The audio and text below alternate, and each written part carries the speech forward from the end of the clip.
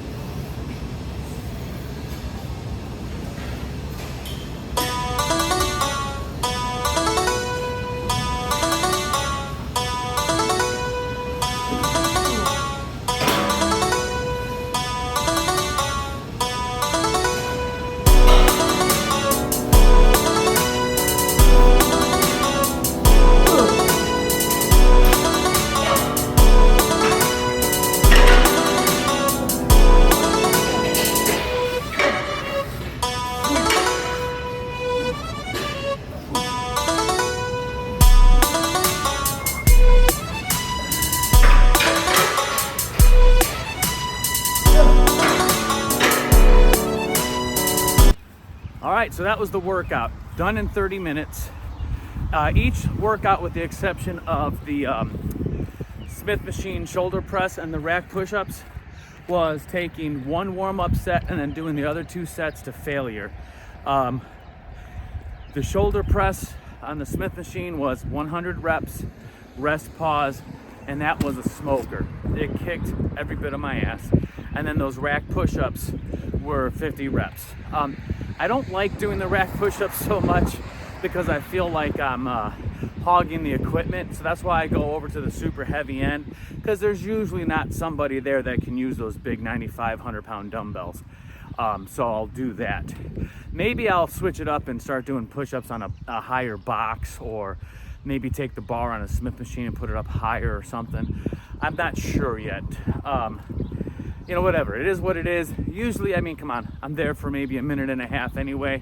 Whoever's there might not get too pissed off, but I know I would be a little bit annoyed. All right, it's already annoying enough that there's some, you know, close to 50-year-old guy videotaping his workouts in a public gym. That maybe, you know what I'm saying? But anyway, now we're walking home. Have some eggs, walk the dogs, and then go about my business. Why am I such a huge advocate for walking? Well, when I was really overweight and I was starting to get healthy, COVID came around, okay, and everything was shut down. You know, everyone's working from home, blah, blah, blah, blah, blah. And it was nice weather outside.